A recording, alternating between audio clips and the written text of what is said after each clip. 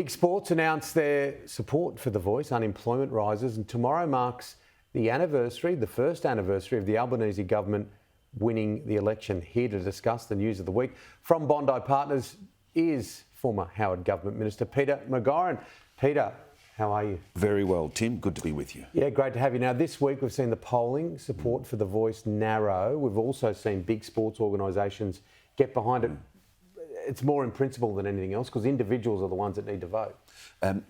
Correct. I think the Yes campaigners and the government have had a reality check that this is not going to be a landslide vote in support of The Voice. I think they have to take stock and rethink their tactics, because even though there is momentum from sports organisations, large corporations coming out in support of The Voice, it's still too generalised. People still don't understand how it will operate. We only have the scantest of information. Moreover, the benefits, the concrete benefits for changing the Constitution, which is a rare event for Australians, haven't yet been enunciated. They've got 5 months to go, but at this stage, they should be genuinely concerned, and I'm sure they are. Momentum, messaging, storytelling is a very powerful thing. Now, the AFL and Rugby Australia have both come out in support. Do you think that can help shift the dial, move the needle? Yes, it has to help, because those sports are very tribal amongst their followers, and they're very influenced by a rich tradition of Indigenous excellence in sports. But you need many contributors to get the yes vote up. And at this stage, they're not answering the fundamental issues. What's involved? How does it materially benefit disadvantaged Aboriginal communities? And also, why are they also able to influence the executive government instead of just the parliament? It looks like an overreach for The Voice, backed by the constitutional powers, to dictate to the executive. There have been calls for some compromise in the wording by the likes of Julian Lesser. Shouldn't the government be considering this to try and maximise support for the referendum question?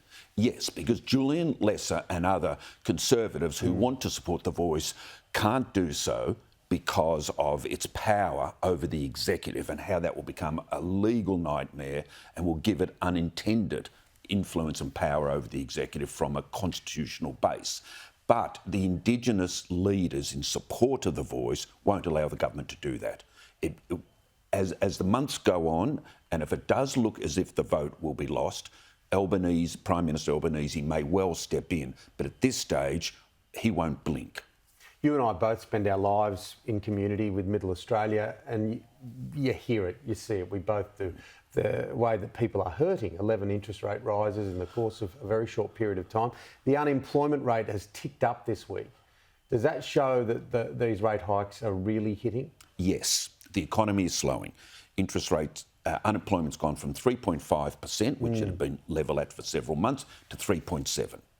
And there is now an issue about the growth of Australia being tapered off, but that was the intention of the interest rates increases, Tim. The next Reserve Bank meeting is on the 6th of June. Will they increase the interest rate, the cash rate, from 3.85%, which is at the moment? In all probability, no. The weight of economic opinion is they'll sit on it. That doesn't preclude further interest rate increases down the road, but for this month, given the unemployment increase, they may seek stability. Because that's the month they're talking about, aren't they? That's the month of June that they're talking about, this cliff, where lots of people went on these fixed terms and they will be falling off that cliff out of that fixed term, which is 1.something%, straight up into variable rates. So it's going to be a very interesting month next month. Now, tomorrow marks the anniversary of the Albanese government winning the election. What's the report card look like, the Peter McGauran report card? B+. B+. And I think there are others who'd be more generous in their marking. The Prime Minister, economically, I take issue with a great many of his policies and decisions. Foreign policy, national security, I think he's been extremely competent, patient. He's run a disciplined government, a traditional government by cabinet, which always instills unity and adherence to the government. So look, if you're a Labor supporter, you'd be very, very happy. If you're a Conservative, you'd have to begrudgingly concede his political skills. The big thing that he will be most satisfied with, apart from his personal priorities and agenda, is that their primary vote has increased from a lowly 32% at the election to 42%.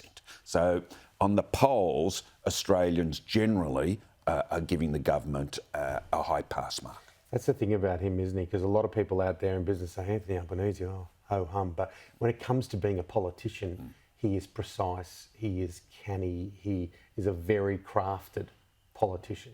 Dead right. You've summed it up. And he's been in Parliament, 30 years now. Grew up in. And he's not going to blow this, Tim, by self-indulgence or by slacking off the job. This is the pinnacle of his life, and he's not going to complacently lose it. No. Now, finally, you've been working in America the past couple of weeks. Of course, you've spent extended periods of time in the US working. The Biden visit had to be cancelled at the last minute, yet the president has still gone to the G7 in Japan. We've seen people like Bob Carr, the former New South Wales Premier, come out and say that this may mean that we can't rely on the US as much as we used to going forward. What do you make of it all? Big exaggeration by Bob Carr, whose hostility to the United States is well known. Look, there was no choice for the president. He has to go back for the great congressional debate on raising the debt ceiling. They've got this unique system, Tim, where the federal government has to get approval from the Congress each year to borrow up to a certain limit. And because the Republicans are in control of the House of Representatives and the Democrats, the Senate, they're in conflict. It is unfortunate. There are bad optics. China will trade on it. Papua New Guinea's really shattered. This was their big event, probably in the last 20 or 30 years. So they've lost more than Australia. It does show the Biden frailty, that they couldn't rush him down here 24 hours, then to Papua New Guinea and then back. They have to program him very carefully, given his age and frailty, as I say. Yeah, absolutely. And they've got some problems in the States. They've got some domestic problems. I know their economy's on the improve, but lots of other things aren't going right. Politically, the Americans are in despair at the choice. It's a shambles.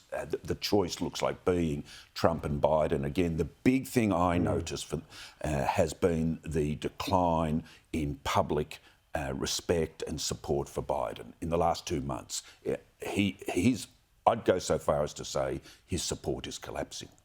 We'll do it again next week. Thanks, Tim.